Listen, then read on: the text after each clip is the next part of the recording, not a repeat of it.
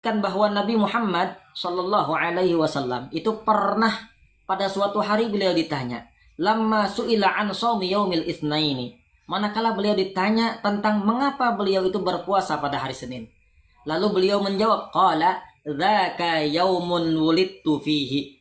Hari itu, hari Senin adalah di mana hari aku dilahirkan.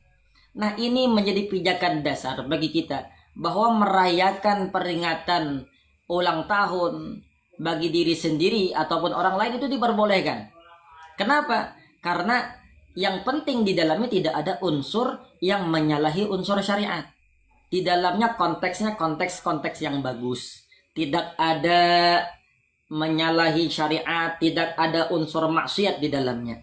Maka diperbolehkan sebagaimana Nabi Muhammad Shallallahu Alaihi Wasallam merayakan hari kelahirannya dengan berpuasa. Nabi Muhammad menunjukkan rasa syukurnya terhadap hari kelahirannya dengan berpuasa. Dalam artian beliau merayakan kelahiran beliau itu dengan ibadah. Maka ibadah itu tidak hanya sebatas puasa. Ibadah tidak hanya sebatas mengaji Quran.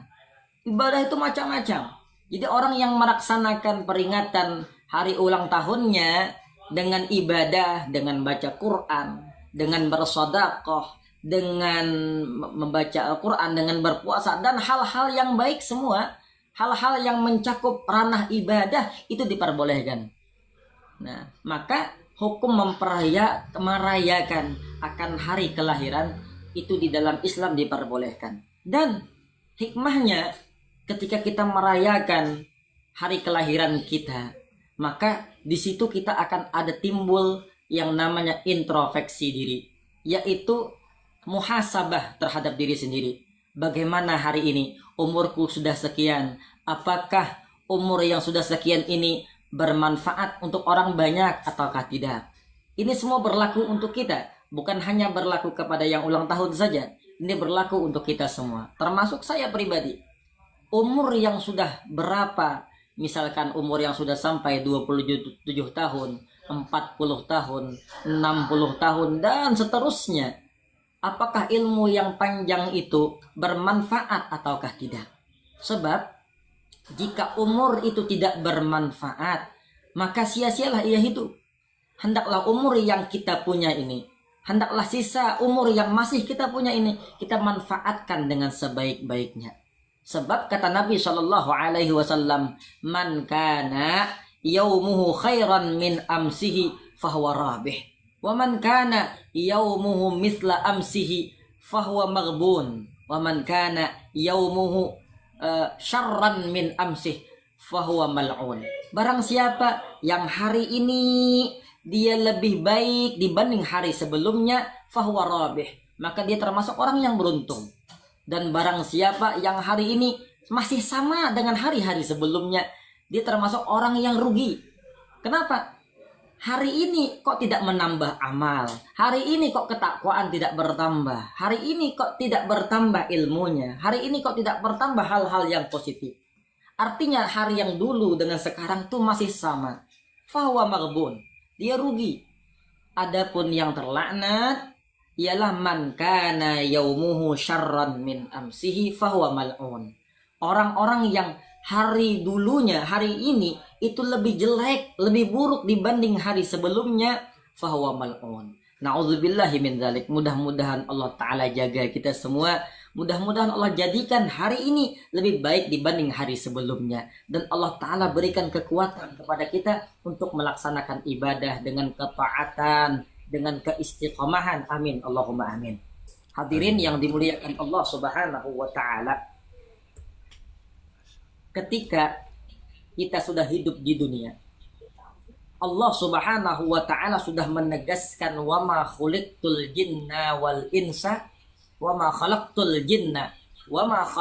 jinna wal insa illa liya'budun.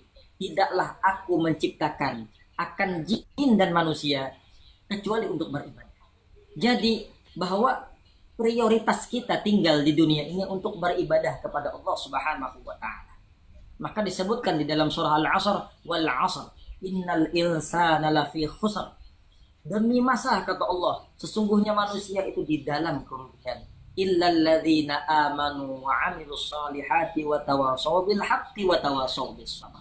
Kecuali orang-orang yang beriman, orang-orang yang beramal saleh, orang-orang yang saling menasihati dalam kebenaran dan juga menasihati dalam masalah sabar. Senantiasa kita untuk berbuat taat, senantiasa menjaga iman kita, senantiasa untuk berbuat baik, berbuat amal saleh. Amal saleh itu luas cakupannya, baik dalam hal berbagi kepada sesama, baik membantu masjid, membantu pondok pesantren, membantu orang yang membutuhkan. Semua itu termasuk ibadah, semua itu termasuk amal.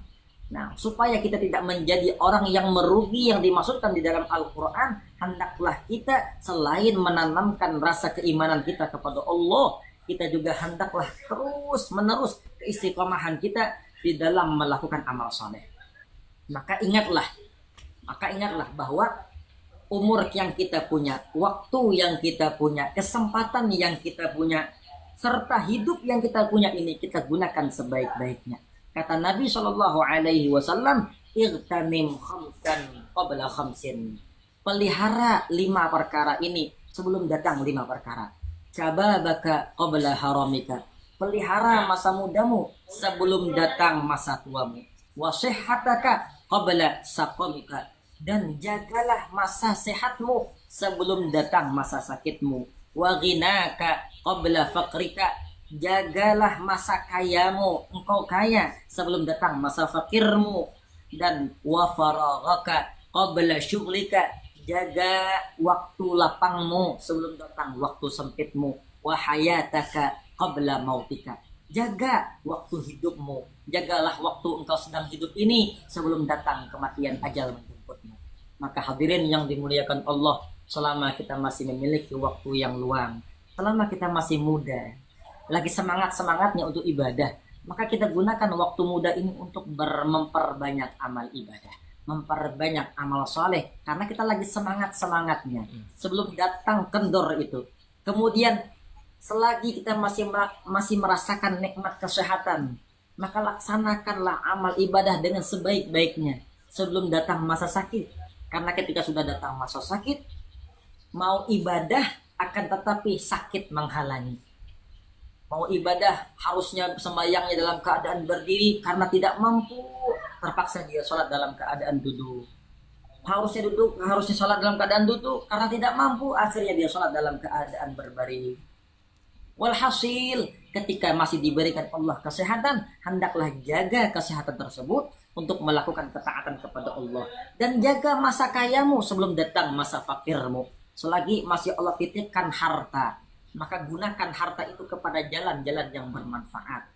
Untuk memberi fakir miskin, untuk membantu masjid-masjid, untuk membantu lembaga-lembaga yang bermanfaat, membantu pondok-pondok pesantren dan hal-hal yang bermanfaat lainnya. Dan jaga masa lapangmu sebelum datang masa sempitmu, karena kita tidak tahu kapan masa sempit itu datang. Sekarang mungkin kita merasa, oh hidup masih lapang. Tunggu masanya, akan datang masa sempit itu. Maka sebelum datang masa sempit tersebut, jagalah masa lapang tersebut dengan sebaik-baiknya.